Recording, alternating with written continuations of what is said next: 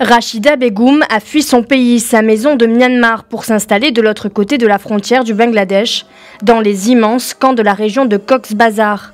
Elle est une des milliers de survivants de ce que les Nations Unies ont appelé un nettoyage ethnique. Elle vit maintenant avec sa famille dans ce camp de réfugiés, bondé, dans des conditions d'extrême précarité. Elle tente tant bien que mal de subvenir aux besoins de son enfant.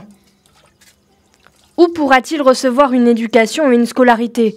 Si nous retournons à Myanmar, que va-t-il se passer là-bas? Il n'y a pas non plus d'éducation et ni d'espoir d'éducation pour mon fils ici.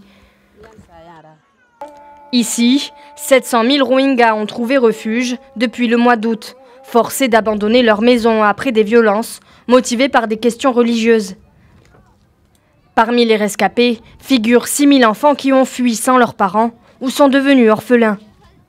Tout a commencé le 25 août 2017, jour où des attaques aux postes de frontière par des rebelles Rohingyas ont déclenché une vague de répression d'une ampleur inédite de l'armée birmane à l'encontre de la minorité musulmane.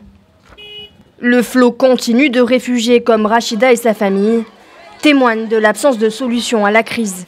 Plus loin dans le camp, certains essayent d'établir le contact avec des membres de leur famille restés en Birmanie, comme Abdullah, âgé de 15 ans.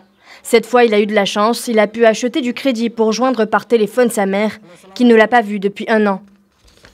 Idem pour Arif, qui tente de parler à son cousin resté au Bangladesh, ou Dildar, âgé de 70 ans, qui n'a même plus de nouvelles de son fils. Si Dieu le veut, je le retrouverai. Peut-être qu'il est mort, mais si c'est ce que Dieu voulait, je dois l'accepter. La Birmanie s'est déclarée prête au retour des Rohingyas dans leur pays. Rangoon a signé un accord en ce sens en janvier. Mais 8 mois plus tard, ce texte est au point mort et moins de 200 Rohingyas ont été rapatriés.